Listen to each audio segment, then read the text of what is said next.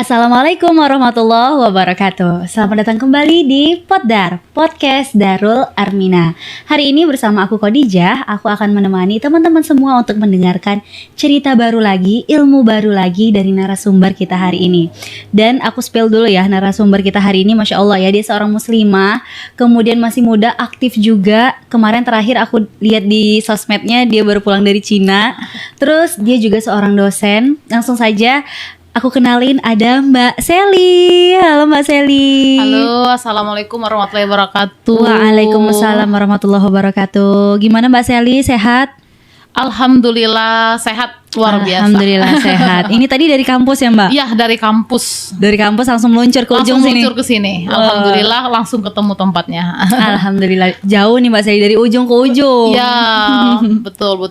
Oke Mbak Sally, hari ini kita bakal ngobrol sedikit jauh nih tentang kesibukan Mbak nih.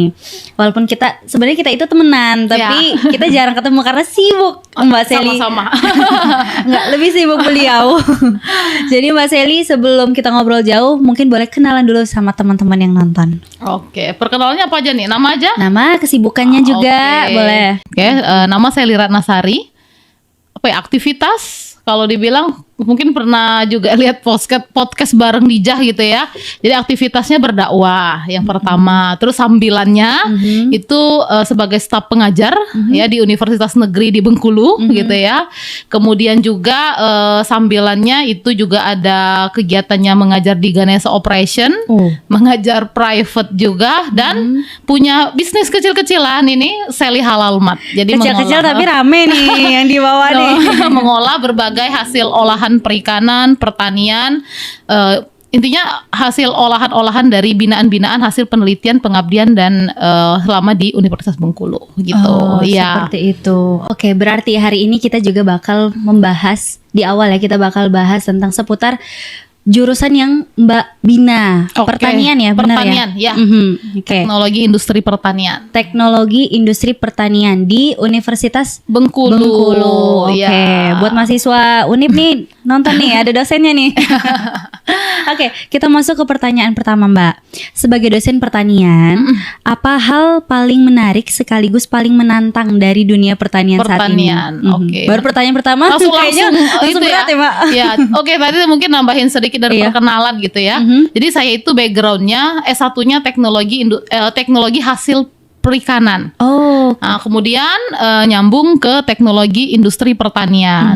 Tapi memang basicnya pertanian di Fakultas Pertanian.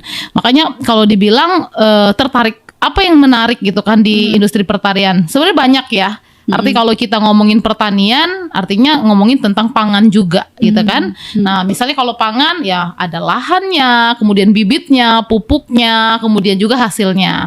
Tapi mungkin saya lebih fokus juga ke pengolahan hasil pertaniannya ya. Artinya kalau dibilang yang pertama gitu ya, yang paling menarik itu adalah diversifikasi. Atau diversifikasi itu adalah olahan-olahan hasil inovasi hasil pertanian. Jadi artinya kalau kita ngomong masalah beras gitu ya, nah beras itu kan yang Mbak Khadijah tahu mungkin ini ya, beras itu taunya apa? Beras merah, beras putih. Iya, beras merah, beras putih. Ternyata di dunia pertanian itu ada yang namanya beras analog. Nah, jadi artinya sekarang sudah ada inovasi apabila kita memang ada orangnya diabetes gitu ya, penyakitnya tidak bisa mengkonsumsi karbohidrat yang kompleks seperti beras tadi, itu bisa diganti dengan seperti beras jagung, itu analog. Kemudian ada juga beras singkong dan bahkan beras-beras yang memang dibuat dari spirulina. Nah, itu salah satu yang menarik gitu ya. Itu kita baru ngomong beras gitu ya. Nah, kemudian juga tadi juga sebenarnya, nah mungkin kalau Mbak Khadijah makan apa? Makan daging sapi, daging ayam gitu ya. Pernah dengar nggak ada namanya meat analog? Meat analog. Jadi sama. Daging analog. Iya, daging buatan yang taunya karena Bengkulu nih kaya sekali yang namanya dengan sumber daya perairan. Nah, meat analog itu bisa diganti dengan jamur ya. Sama sekarang yang lagi happening juga di dunia penelitian itu adalah dengan menggantinya dengan rumput laut. Nah, jadi daging tapi berasal dari rumput laut. Rumput laut. Ya, itu kan dari pengolahan. Banyak sih hal-hal yang menarik dalam pertanian gitu ya. Iya. Salah satunya tadi diversifikasi. Ini bentuk dari diversifikasi tadi ya. Bentuk-bentuk diversifikasi. Jadi artinya karena teknologi. Jadi kalau dibilang tadi pertanian ini yang menjadi hal yang menarik adalah teknologinya. Jadi kalau sekarang tuh sudah banyak sekali teknologi modern yang mengubah, kalau kita bilang tadi, mengubah suatu pangan, sebuah pertanian menjadi sesuatu produk yang lebih baik dari awalnya, atau lebih bisa diserap oleh tubuh. Nah, banyak sih kalau kita bilang, mungkin nanti kita cerita lagi hal-hal kita menarik ya di pertanian. Iya. Menarik ya. Aku juga mendengarnya jadi kayak, oh iya menarik ya ternyata. Kayak bisa menyesuaikan, kayak tadi misalkan orang dengan yang tidak bisa mengkonsumsi gula terlalu tinggi bisa mengkonsumsi beras analog. Iya, gitu-gitu. Atau ini juga nih menarik kan, ada namanya, mungkin untuk orang yang diet itu ada namanya, sudah tidak lagi mengkonsumsi yang makanan mengandung gluten. Nah, ternyata kalau kita rubah tepung terigu ya, diganti dengan ubi jalar, tepung singkong, tepung pisang, itu kan gluten free. Artinya yang diet tuh bisa konsumsi. Bahkan ya mohon maaf, misalnya kayak anak-anak yang berkebutuhan khusus itu bisa mengkonsumsi. Karena anak-anak berkebutuhan khusus itu tidak bisa mengkonsumsi gluten. Nah, kita punya produknya. Itu kan inovasi di pertanian. Iya, benar-benar. Wah, seru banget ya. Berarti dengan teknologi gitu ya, di industri pertanian khususnya bisa mengolah makanan yang sesuai dengan kebutuhan kita tadi. Kembali lagi menyesuaikan gitu ya. Betul. Dan itu sebuah inovasi yang luar biasa sih, Mbak. Betul. Berarti harus mesti upgrade terus ya. Upgrade, update, terus ya belajar inovasi itu apakah bisa diterapkan di Indonesia atau seperti apa begitu. Keren. Banyak ternyata yang bikin menarik di dunia pertanian ya. Kemudian pertanyaan kedua, Mbak. Banyak anak muda yang menganggap bahwa pertanian itu berat dan kurang menjanjikan. Nah, menurut Mbak, apa yang paling sering disalahpahami dari dunia pertanian ini? Salah paham ya. Kalau saya basicnya gitu, saya orang tuanya bukan orang tua yang pertanian gitu ya. Jadi orang tua saya di dunia kesehatan. Kalau dibilang Jadi artinya lingkup keluarga itu pasti pas kita tanya, Sally masuk apa gitu ya, jurusan teknologi hasil perikanan, teknologi industri pertanian. Buatin sawah dong gitu kan, buatin kolam dong. Nah itu gampang kan, itu. Ya atau pasti bawa cangkul ya, gitu kan? Iya, orang ngebayanginnya terjun ke lapangan, ke kebun gitu. Terus pasti pakai caping. Ya sebenarnya ada benernya gitu ya. Memang kita mempelajari hal-hal di lapangan gitu kan. Tapi yang menjadi kesalahan, apalagi gini ya. Nah, salah satu permasalahan lagi di pertanian itu adalah petani-petani sekarang berusia 50 tahun ke atas. Ya harusnya lo dateng lo para petani milenial ini atau petani Gen Z. Ya, harusnya mereka. Kenapa? Kalau yang bisa menciptakan hal seperti ini ya salah satunya yaitu adalah ya tadi kalau kita bilang ya para pemuda tadi. Jadi kalau dibilang berarti seorang pertanian nanti kerjanya apa? Nah, ini juga yang menjadi kesalahan. Kalau dibilang di luar negeri terutama gitu ya, sebenarnya kalau di luar negeri pertanian itu merupakan salah satu jurusan favorit. Iya, karena malahan ya salah satu jurusan yang kalau kita mau lanjut ya bagusnya misalnya di Indonesia baik itu di luar negeri gitu ya. Menjanjikan. Kenapa? Karena ya banyak sekali yang bisa dieksplor di pertanian. Nah, yang kedua, orang bilang kerjanya apa? Nah, ini alhamdulillah saya lulusan pertanian gitu ya. Saya alhamdulillah itu nggak ada nganggurnya. Iya sih. Kalau dibilang nggak ada nganggurnya. Dulu pernah kerja di salah satu bank pernah gitu ya. Tapi kemudian di perusahaan perikanan terbesar se-Asia Tenggara saya pernah. Di mana itu? Di Bengkulu. Di Lampung. Di Lampung. Di Bandar Lampung. Tepatnya dari Bandar Lampung itu karena perusahaan sekitar 4 jam 5 jam dari kota. Kemudian saya juga pernah keterima di Kementerian Kelautan Perikanan sebagai narasumber teknis gitu ya. Kemudian juga ya dosen gitu ya di bidang perikanan dan pertanian gitu kan. Dan berbagai macam lainnya. Jadi kalau dibilang apakah pertanian? Jadi apa pertanyaan yang sering ditanya? Jadi apa kuliah di pertanian? Kalau pertanian kerjanya apa? Banyak.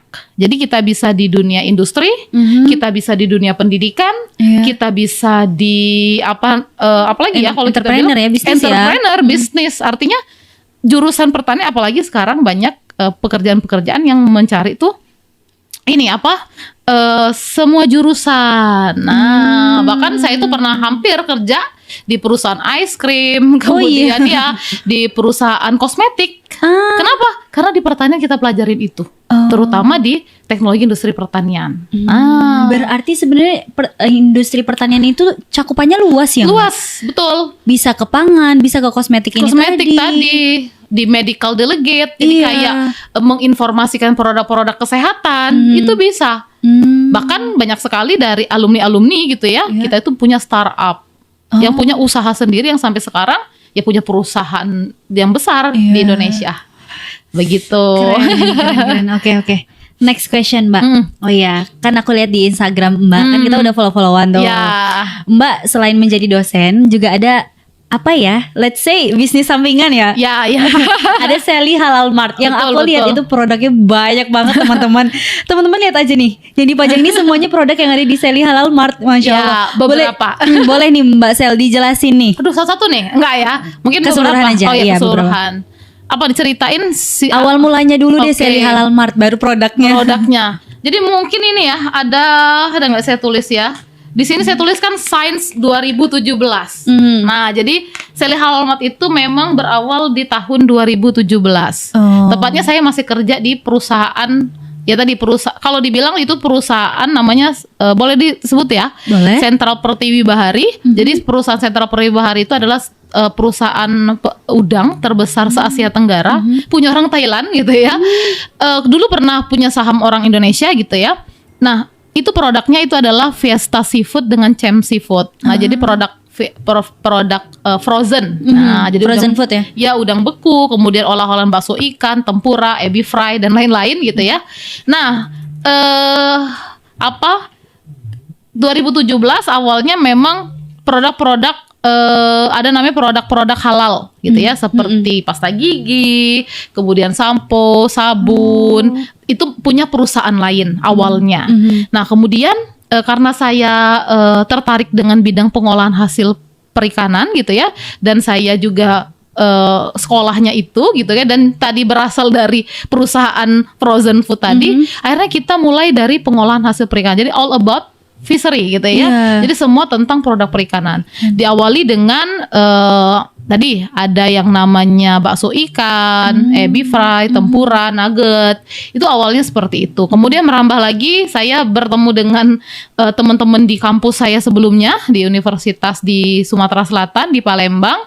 Kita buka yang namanya budidaya. Pertama budidaya. Nah, budidayanya karena yang apa tadi?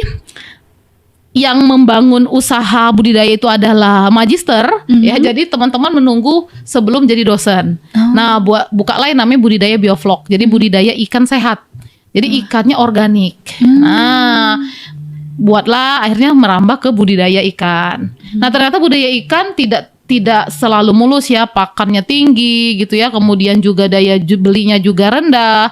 Akhirnya kita tadi diolah menjadi suatu namanya ikan. Nah, ikan namanya ikan mas lembu, master lele berbumbu. Mas lembu. Kenapa master? Ya tadi karena yang buatnya berasal dari magister yang menunggu terbentuknya kampus di universitas di Sumatera Selatan. Nah, mulailah akhirnya merambah. Ada kegiatan penelitian, kegiatan pengabdian. Nah, kegiatan penelitian dan pengabdian tadi terciptalah solusi-solusi dari permasalahan pertanian perikanan. Akhirnya kami lakukan dalam UMKM, jadilah produk-produk ini. Nah, akhirnya ada, misal contoh ada ikan asap, karena ternyata ikan asap itu lama penyimpanannya sangat rendah. Ada kita kasih pengawet alami menggunakan gambir, asap cair. Oke, jadi itu ya terbentuknya Sally Halal Mart. Awal mula terbentuknya Sally Halal Mart. Oke, dengan produk awalnya yang lebih fokus ke frozen food ya Mbak ya? Ya, frozen food, olahan-olahan hasil perairan. Tapi akhirnya sekarang membina lah seluruh UMKM, terutama kalau kemarin di Palembang, membina UMKM di Palembang. Nah, sekarang saya lagi di Bengkulu. Masya Allah. Iya, ini produknya banyak banget nih Mbak. Boleh dikasih tahu nih Mbak, apa aja nih Mbak? Oke ya, jadi ini beberapa produk. Jadi kalau mau tahu bisa cari di Sally Halal Mart. Jadi ini misalnya ini sih kalau yang produk-produk yang seperti ini binaan. Jadi ada UMKM yang mereka menjual mentah gitu kan. Jadi saya bilang sayang sekali kalau tidak jadi produk hilirisasi. Jadi tinggal langsung makan gitu kan. Kayak anak muda pun enak bawanya, dan oleh-oleh ini salah satunya seperti rengginang. Kemudian juga ini ada juga produk hasil perairan kemplang ikan, kerupuk ikan ini dari Tenggiri gitu kan. Kemudian ini ada olahan singkong, ini binaan-binaan itu juga singkong gitu ya. Nah ini kemarin saya pengabdian masyarakat di Enggano. Jadi di Enggano itu ada ikan asin, tapi ikan asinnya kan nggak punya kemasan. Kemudian juga tidak menggunakan pengawet alami gitu kan. Terus garamnya juga tidak menggunakan SOP. Nah ini kita ada ikan asin, salted egg, salted fish, salted fish. Ini juga ada, ada smoke fish. Ini juga produk Enggano, jadi Bengkulu ke from Enggano ya. Kemudian ini pengabdian juga, pengabdian di wilayah sekitar kampus. Nah ini ada pengabdian tentang ikan asap yang kalau kita ketahui ikan asap itu identik dengan mudah berjamur. Nah penelitian saya ini dari penelitian, jadi ternyata ada yang namanya Uncaria gambir. Kalau dibilang itu adalah gambir. Tahu gambir Mbak Dijah? Gambir itu untuk orang Minang.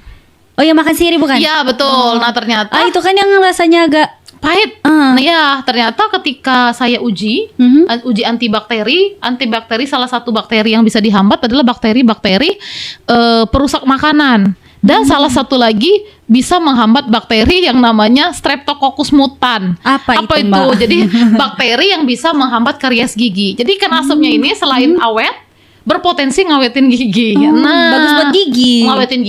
Memperkuat gigi. Memperkuat gigi. Ya, jadi giginya bisa kuat sambil makan ikan asap. Nah, ini kemarin pernah ikut juga di Ketupe ya di Bengkulu dan salah satu yang menjadikan saya dosen inovator. Masya Allah keren banget. Aku sampai speechless loh dengerin Mbak Sally jelasin produknya satu-satu. Banyak banget Mbak. Terus ini juga apa nih? Tempe ini kolaborasi dengan dosen agroteknologi. Beliau salah satu dokter di ahli bidang kedelai hitam. Ternyata kedelai hitam itu tinggi antioksidan. Nah, jadi kalau saya bilang ada ya kedelai hitam. Kedelai hitam tuh ada, tapi memang jarang di Bengkulu. Kalau teman-teman mau beli, ini kami ada di Kemumu. Jadi di daerah Kemumu. Jadi stik ikannya fortifikasi ikan bleberan, ikan yang sering ada di Bengkulu. Kemudian ditambah dengan kedelai hitam. Jadi saya bilang makan stik ikan sambil bisa antioksidannya tinggi berarti anti aging. Jadi stik ikannya bisa untuk ibu-ibu nih yang mau sambil makan tapi bisa kulitnya bagus, sehat, kencang. Ya, bisa. Ya, tapi nggak ngeklaim ya berpotensi kalau kita bilang. Betul, paham. Nah, ini juga, nih sama ini juga. Ya, ini artinya ini binaan. Jadi kalau kita bilang sudah ada usahanya, tapi kita bantu untuk pengemasan, pemasaran, kemudian juga ya resepnya tadi ya, SOP-nya seperti apa. Biar mereka bisa, kalau kayak ini kan, kalau mereka kan belum ngurus halal gitu kan. Kemudian PIRT, kemudian juga izin edar lainnya. Nah ini kita bantu. Jadi mereka bisa jual, bisa masuk toko, bisa kirim ke luar kota, bahkan ke luar negeri gitu. Wow, Masya Allah keren banget.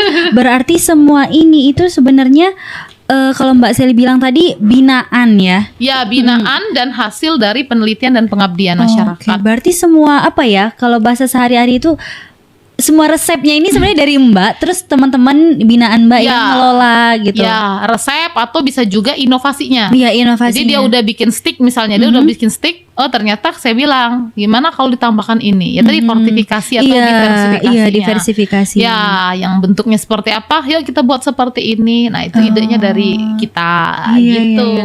Wah, full inovatif banget, full inovasi semua ya teman-teman pertanian ya. Masya Allah produknya banyak banget, semua bisa dimanfaatkan kemudian sesuai dengan kadar kesehatan ya tadi. Ya, bisa untuk jadi fungsional. Iya, jadi fungsional. Bukan cuman enak tapi berfungsi untuk kesehatan. Benar banget, Masya Allah. Nah, kalau dari awal-awal produk Mbak yang aku notice pertama kali di Sally Halal Mart itu yang ini loh Mbak, yang fish itu, fish berstik. Iya. Oh, iya. Nah, itu kayak nggak ada nih hari ini. Ada, lagi nggak dibawa gitu ya. Jadi fish berstik masih masih produksi ya? Masih produksi. Itu olahan produk ini ikan lokal kan. Fishber tuh dari kata ikan bleberan kan. Jadi fishber. Nah, fish bleberan. Ya. Nah, itu kolaborasi dengan mahasiswa dan itu pernah menang dalam program BMW namanya. Apa itu, Mbak? Itu bantuan wirausaha mahasiswa. Nah, itu masih dengan varian rasa-rasanya. Jadi bisa adjust rasa. Jadi dipisahkan bumbunya. Oh, bisa. Iya. Bisa.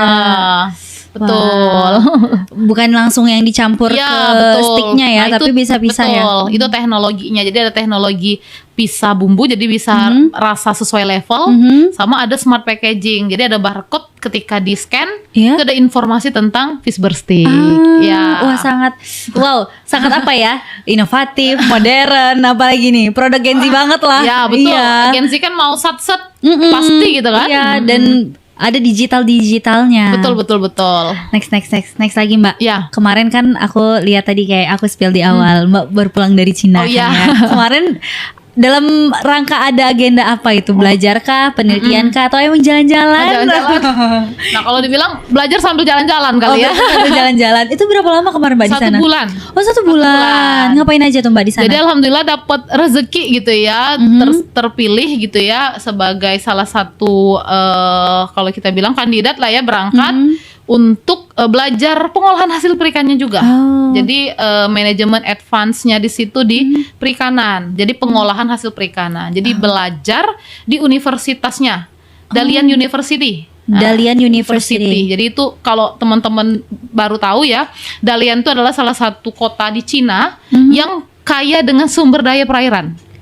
Seperti Bengkulu gitu ya. Maksudnya tadi Di pinggir berarti Mbak? ya deket, sebenarnya lebih dekat ke Korea Selatan itu kemarin, agak Korea. Iya.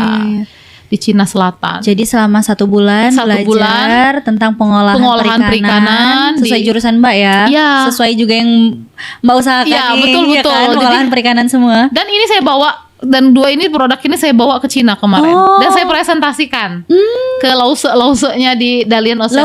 Lause itu apa? Dosen. Ya, jadi bahasa itu lause gitu kan.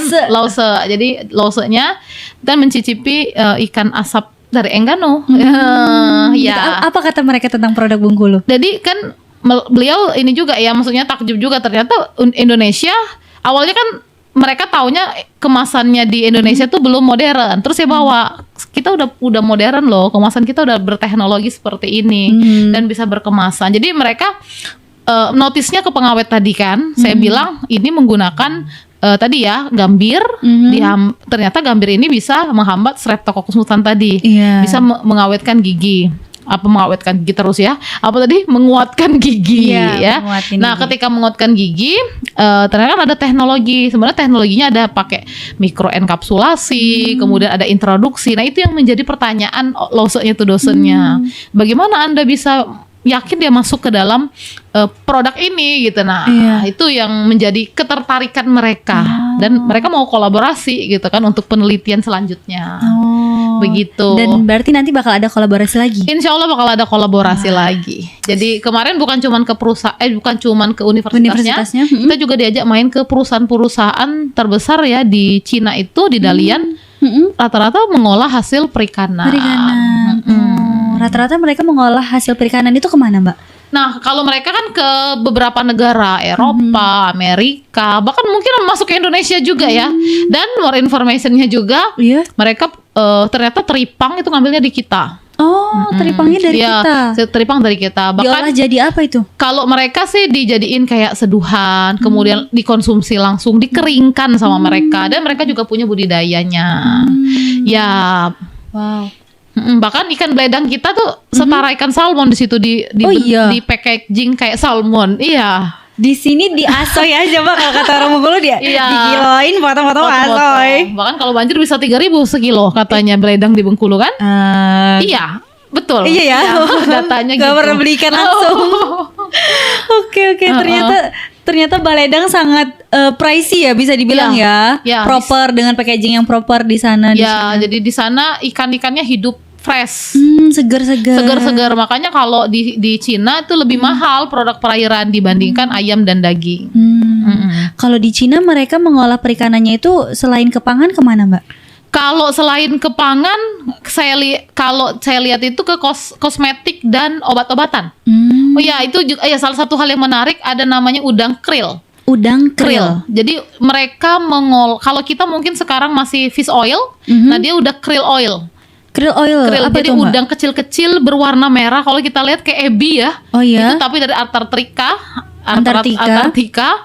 Nah, ternyata itu kandungan asam amino dan asam amino esensialnya, omega 3-nya dan lain-lain tuh banyak sekali dan lebih tinggi dibandingkan salmon dan minyak ikan lainnya. Makanya itu dari udang. Dari udang. Tapi nggak ada udangnya, ada di perairan tadi gitu kan, nggak sembarang perairan. Oke. Dari Antartika yang kemudian diolah di Cina atau di Cina buat perairan khusus untuk kalau udang dibilang itu. Proses penangkapannya saja. Jadi mereka punya teknologi penangkapan. Dan mungkin salah satu yang amaze juga gitu kan, mereka selain nangkep, mereka memperbaiki hasil tangkapan tadi.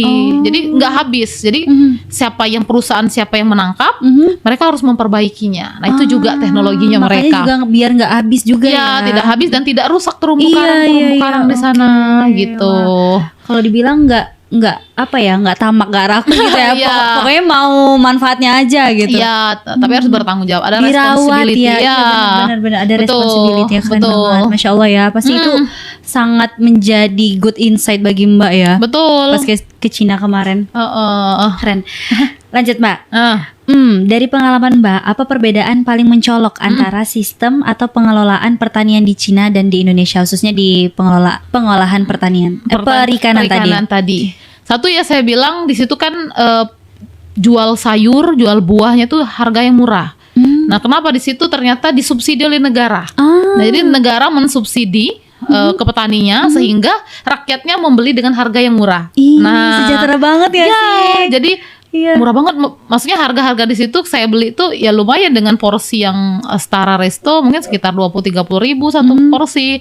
Buah-buah yang segar itu juga dengan harga yang 1 kilo. Mungkin anggur Sain Muscat itu cuman berapa? 40 ribu, 30 ribu sekilo. Kalau di sini 100 ribu misalnya tadi kan. Kemudian juga kalau artinya ada regulasi yang diterapkan oleh pemerintah sana gitu kan. Nah kemudian juga tadi satu lagi yang mungkin harus menjadi kewajiban diterapkan di Indonesia juga ya. Jadi semua perusahaan itu tidak lepas dari universitas. Jadi perusahaan itu mengajak profesor-profesor. Nah perusahaan itu bisa berdiri melalui riset dulu. Jadi kayak gini nih, produknya harus dirisetkan dulu. Kalau sudah berhasil dalam penelitian baru dikomersialkan. Nggak cuman asal jual.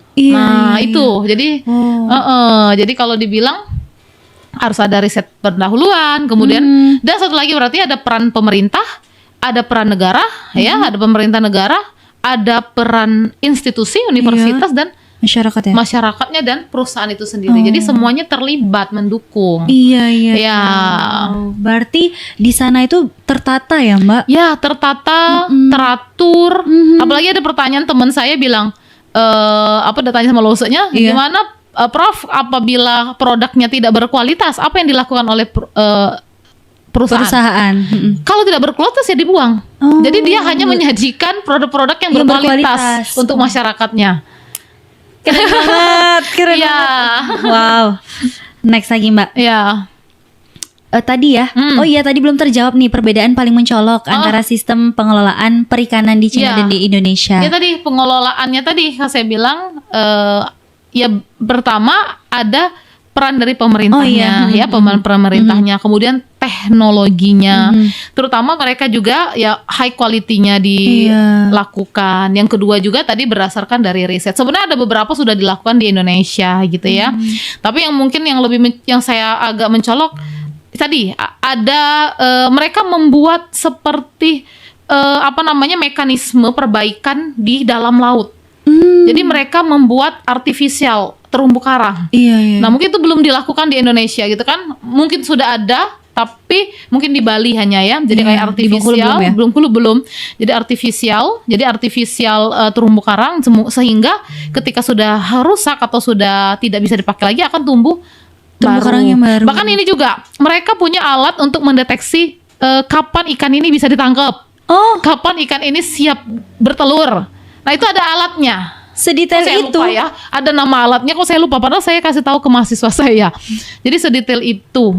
Bahkan yang lebih canggih. Kalau kita Pulau Bay kita kan langsung ikan digeletakkan saja. Iya. Kalau mereka di kapalnya itu sudah ada alat frozen. Jadi ketika sampai di Pulau Bay, kalau kita bilang di pelabuhannya udah bentuk packaging sudah dibeku-bekukan.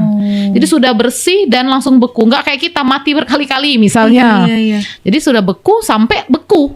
Berarti segarnya itu terjaga. Nah itu sih. Cepet, rapi, seger. Ya, dia mengutamakan kualitas. Kalau tidak berkualitas dibuang, di reject gitu. Boleh, nanti harus kita terapkan di Bengkulu dulu ya. Iya betul. Bisa. Dari Mbak Sally nanti. Didukung dengan pemerintah. Next lagi Mbak. Ilmu atau pola pikir apa yang paling pengen Mbak terapkan di Indonesia setelah belajar tentang pengolahan perikanan di Cina? Oke, jadi kalau kita bilang, ya artinya saya selalu bilang juga ke mahasiswa saya, penelitian itu nggak boleh penelitian asal penelitian, tapi menyelesaikan masalah. Nah itu harus di pola pikirnya gitu. Jadi kamu melakukan penelitian, lihat masalah dulu. Misal contoh saya bilang, kenapa saya menciptakan produk ikan lele asap penguat gigi yang lebih awet ini? Pertama saya lihat permasalahan penggunaan formalin, boraks dan bahan-bahan berbahaya di yang biasa dilakukan oleh pedagang ikan misalnya ya. Nah ternyata bisa loh diganti dengan bahan-bahan lokal tadi, bisa gambir, bisa kecombrang, asap cair dari tempurung kelapa, karagenan, yang kalau kita bilang itu malahan ketika selain dia mengawetkan, dia bisa menjadikan fungsional tadi. Nah jadi kalau kita bilang pola pikirnya, artinya penelitian atau yang kita lakukan itu harus menyelesaikan masalah. Bermanfaat, benar, jadi solusi. Itu sih artinya kita bukan cuma asal saya penelitian ini karena belum ada, bukan cuma belum ada, tapi dari masalah solusinya ada di penelitian kita, solusinya ada di produk kita.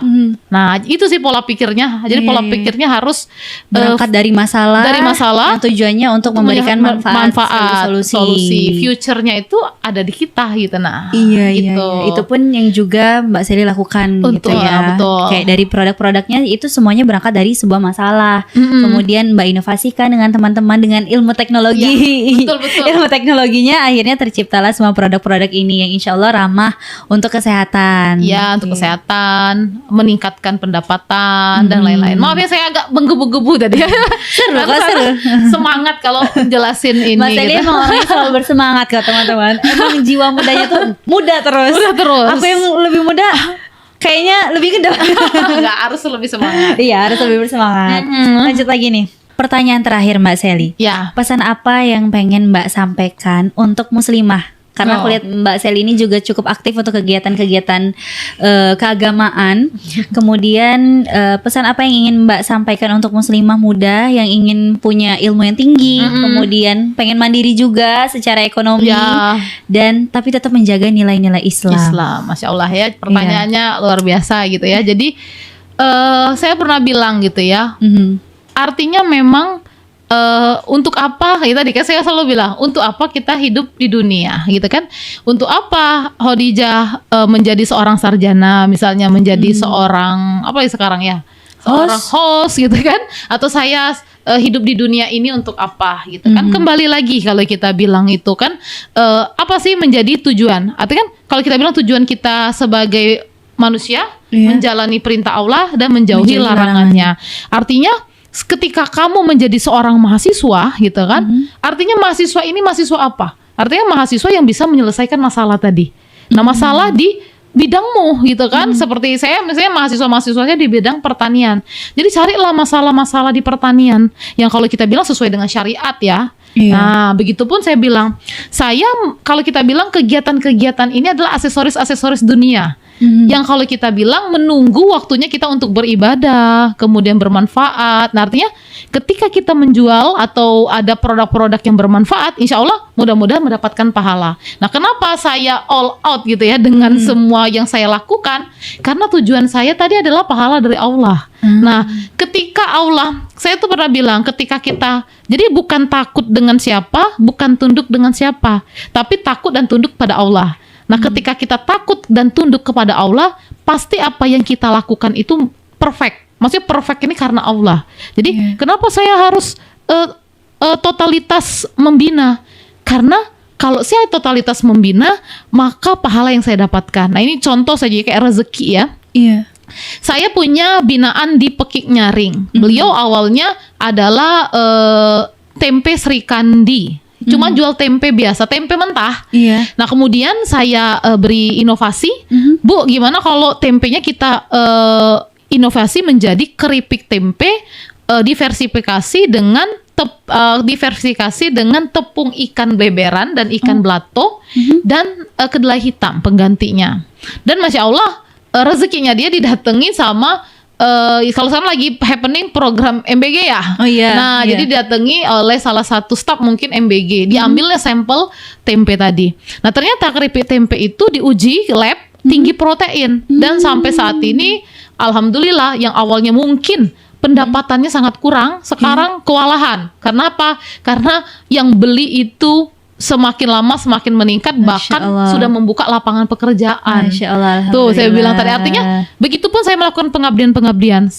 Setiap saya melakukan pengusulan proposal, pengajuan, saya selalu bilang semoga ini rezekinya mereka dan bisa bermanfaat untuk mereka. Cuman itu saja. Artinya ketika ini berkembang menjadi perusahaan besar ya, UMKM tadi kemudian bisa bermanfaat, apalagi ketika orang-orang mengkonsumsi makanan tadi itu bisa mendapatkan manfaatnya. Mudah-mudahan menjadi pahala investasi saya yang terus, maksudnya tadi walaupun saya ada di dunia, walaupun nanti saya sudah meninggal. Itu sih. Allah, Mbak Sally. Jadi pesan untuk para muslimah, artinya apapun pekerjaan Anda, apapun kegiatan Anda, ibu rumah tangga pun itu sesuatu pekerjaan yang sangat mulia gitu ya. Kemudian menjadi seorang entrepreneur, sebagai pengajar atau sebagai ini ya kita men-sharing hal-hal yang mudah-mudahan bermanfaat. Ya tujuannya karena Allah, pahala dari Allah. Endingnya ridho dari Allah. Aduh, gitu. Menyentuh banget. Berarti apapun yang kita lakukan sekarang di dunia ini, sejauh apapun Mbak Sally melangkah, sebanyak apapun yang Mbak Sally lakukan, inovasi-inovasi yang Mbak Sally lakukan, semuanya itu muaranya itu adalah pada ridho Allah. Betul. Gitu. Dan Allah. salah satu bentuk Mbak menjalankan menjadi manusia yang bermanfaat itu adalah yang Mbak lakukan sekarang gitu. Iya, sesuai bidangnya. Sesuai bidangnya gitu. Jadi kita nggak bisa juga menyempitkan ranah kita untuk berbuat kebaikan ya. Mentang-mentang misal Mbak Sally pertanian, aduh kayaknya nggak bisa nyari pahala di dunia industri pertanian. Ternyata bisa dengan memberikan inovasi ke teman-teman, ngasih ide dan ternyata membantu. Betul. Jadi memang seorang pemuda tadi jadi harus pinter, harus bersosial. Ya harus maksudnya sejahtera. Ya biar lebih enak cari pahalanya. Iya benar. Ya betul. Jadi Islam luas. Jadi kalau kita bilang ya Islam ibadah kita itu diterapkan di dalam kehidupan sehari-hari kita. Ringan sekali itu ibadah diterapkan di dalam kehidupan sehari-hari. Betul. Yang kita pikir ibadah itu cuma 5 kali sehari. Iya, sholat. Iya, sholat aja. Tapi 24 jam usahakan itu adalah full ibadah diimplementasikan gitu. Oke, luar biasa. Masya Allah, menarik banget obrolan kita hari ini. Tidak hanya kita tahu tentang ilmu industri pertanian, tapi ternyata di akhir kita ditutup dengan reminder nih dari Mbak Sally bahwa untuk melaksanakan ibadah itu di kehidupan kita sehari-hari, tidak hanya kewajiban-kewajiban umum yang kita tahu kayak sholat 5 waktu tadi. Iya, betul. Oke, alhamdulillah, Masya Allah kita sudah selesai nih ngobrol-ngobrol sama Mbak Sally. Terima kasih banyak buat Mbak Sally yang udah mau mampir ke Darul Arminah ya. Podcast Darul Arminah. Terima kasih banyak. Iya sudah meluangkan waktu membagikan ilmunya. Dan terima kasih juga buat teman-teman yang sudah menonton. Jangan lupa like, comment, dan subscribe YouTube Podcast Darul Arminah supaya kita terus bisa menyajikan konten-konten yang bermanfaat dan juga menjangkau lebih banyak, lebih luas. Teman-teman kalau mau tahu lebih gitu ya tentang apa aja sih yang ada di Sally Halalmat gitu ya, bisa follow Instagramnya Sally Halalmat. Dan saya juga punya konten ini ya, Inspirapreneur.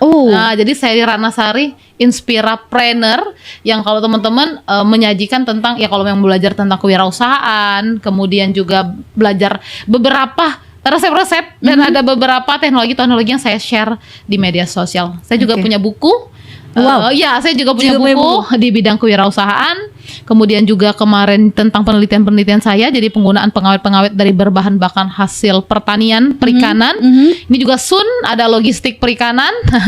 Dan mudah-mudahan ini juga kemarin juga sempat menjadi seorang relawan itu juga saya tumpahkan di dalam suatu buku. Itu bisa dibeli di e-book atau di toko-toko buku lainnya gitu ya. Oke, siap. Pokoknya teman-teman jangan lupa kepoin Instagramnya Sally Halal Mart karena di sana banyak banget info-info seputar produk-produk, kemudian juga ikhtiar-ikhtiar Mbak Sally lah. Ya, betul. Jangan hanya ikut, jangan mantau, follow ya. Iya, jangan cuma mantau tapi juga di follow. Karena suka ada giveaway sering setiap ada bulan giveaway. dan setiap tahun. Apalagi bulan Ramadan biasa ada giveaway juga. Masya Allah, aku bakal pantengin. Iya. Giveaway-nya. Betul. Oke, sekali lagi terima kasih Mbak Ya, Sally, terima sama-sama. kasih teman-teman semua.